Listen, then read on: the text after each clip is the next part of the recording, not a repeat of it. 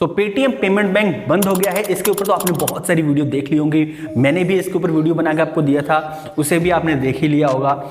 लेकिन उसके बाद बहुत सारे लोगों के मन में ये कंफ्यूजन है कि जो हमारा पैसा है उसका क्या होगा, उसे हम निकाल लें या रखे रहें। तो ऐसे बहुत सारे कंफ्यूजन है जिसे हम शॉर्ट आउट करने की कोशिश करेंगे इस वीडियो में, और इसके ऊपर ऑफिशियल क्या पेटीएम का अपडेट आया है इसके बारे में भी हम इस वीडियो में बात करने वाले हैं। 31 जनवरी को आरबीआई की तरफ से ये नोटिफिकेशन दिया जाता है कि पेटीएम की जो कुछ सर्विसेज है उसे हम रेस्ट्रिक्शंस लगा रहे हैं, उसे अब लोग यूज नहीं कर पाएंगे। जैसे कि न्यू कस्टमर को ऐड करना जो है, आरबीआई ने पेटीएम को इंस्टेंट ही बंद करने के लिए बोल दिया था। सेम डे से ही नए कस्टमर पेटीएम पेमेंट बैंक का अकाउंट नहीं खोल सकते थे। उसके अलावा उन्होंने फास्टैग के ऊपर और पेटीएम वॉलेट को भी एक्टिवेट करने के ऊपर रोक लगा दी थी। एंड उसके अलावा बहुत सारे ऐसे सर्विसेज जो कि आपको प्रोवाइड कर रहा था पेटीएम, उसे आप 29 फरवरी के बाद से यूज नहीं कर पाएंगे। जैसे कि आप फास्टैग में और पेमेंट बैंक में लोड मनी वगैरह नहीं कर पाएंगे। और ये सारी सर्विसेज आपको पेटीएम पेमेंट बैंक के अंडर में देखने को मिल जाती है। पेटीएम पेमेंट बैंक जो ओन करता है वो है 197 कम्युनिकेशन, और 197 के ऊपर आरबीआई का कोई भी रिस्ट्रिक्शंस नहीं लगा हुआ है। जो भी सर्विसेज आपको मिलती है 197 के थ्रू, यानी हम एप्लीकेशन की ही बात करें पेटीएम की, तो वो 197 के अंडर में आता है। तो पेटीएम का जो एप्लीकेशन है बंद नहीं हुआ है, उसे आप यूज कर पाएंगे। पेटीएम पेमेंट बैंक में आप अपना अकाउंट ओपन नहीं कर सकते हैं, उसमें जो पैसा है उसे विड्रॉ कर पाएंगे, लेकिन लोड मनी नहीं कर पाएंगे, और वो भी 29 फरवरी के बाद में। ये आरबीआई की तरफ से एक गाइडलाइंस आई हुई है। अब यहां पर बात करते हैं आखिर ऐसा रेस्ट्रिक्शंस आरबीआई ने क्यों लगाया है। देखिए, आरबीआई जो है सभी के जो बैलेंस शीट है उसे ऑडिट करती है। जो भी बैंकें इस तरह के कार्य करते हैं उनको ऑडिट करती ही रहती है, चाहे हम एचडीएफसी बैंक की बात कर ले, उसके अलावा हम एमएस कार्ड की बात कर ले, या हम बात कर ले बजाज कार्ड की, तो सभी की जो है ऑडिट में लगी रहती है आरबीआई।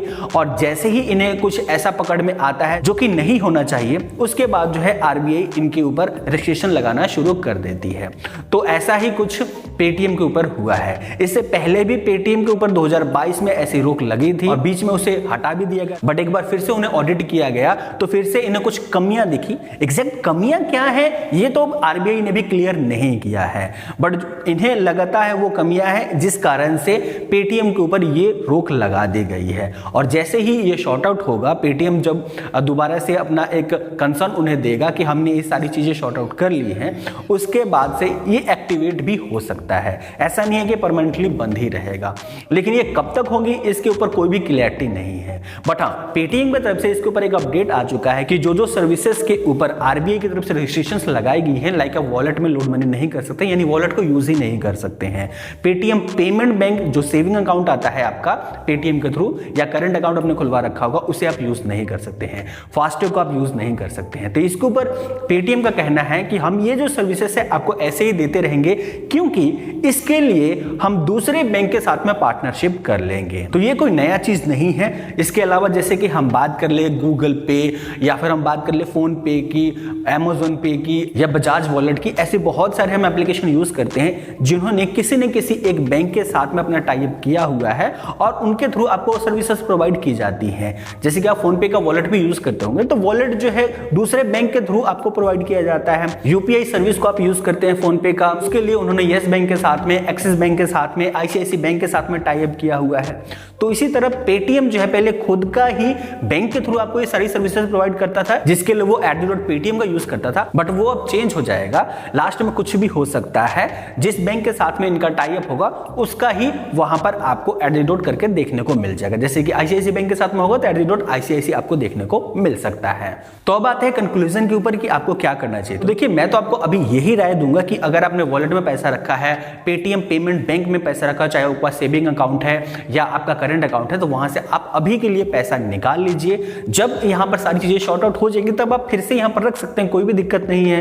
लेकिन करंट टाइम में अगर आप पेटीएम पेमेंट बैंक को एज अ डिफॉल्ट कहीं पर सेट करके रखे थे या as a primary bank use करते थे, तो प्राइमरी बैंक यूज करना छोड़ दीजिए, दूसरे किसी बैंक में स्विच हो जाइए। फास्टैग की बात करें तो फास्टैग भी आप अपने बैंक का खुद का ले सकते हैं, चाहे आईसीआईसी बैंक, चाहे एचडीएफसी बैंक, या जिस जिस भी बैंक में आपका खाता है सभी बैंकें जो है अभी फास्टैग प्रोवाइड कर रही है, तो आप उनका फास्टैग यूज कर सकते हैं। पेटीएम का आप अभी के लिए छोड़ सकते हैं।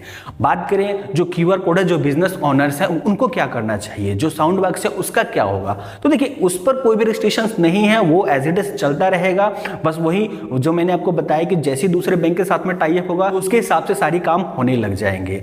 बट फिलहाल अगर आप उस झमेले में नहीं पड़ना चाहते हैं तो आप किसी और कंपनी का साउंड बॉक्स या फिर क्यूआर कोड लगवा सकते हैं जो भी बिजनेस ऑनर्स हैं, या आप खुद के बैंक के साथ में भी बात कर सकते हैं और वहां से भी आप उनका क्यूआर कोड ले सकते हैं। वो सब भी आपको ये सारी फैसिलिटीज प्रोवाइड करते ही हैं। सो ही एक इंपॉर्टेंट अपडेट था, बहुत सारे लोगों को क्लियर नहीं हो पा रहा था कि हमें क्या करना चाहिए और क्या नहीं करना चाहिए, तो इसके लिए मुझे लगा कि आप सभी को एक सेपरेट वीडियो बनाकर दे देना चाहिए। सो इस वीडियो में हमने उसके बारे में डिस्कस किया है। वीडियो पसंद आए तो लाइक करके शेयर कर दीजिए। मैं आपसे मिलता हूं न्यू टॉपिक के साथ, तब तक के लिए जय हिंद, वंदे मातरम।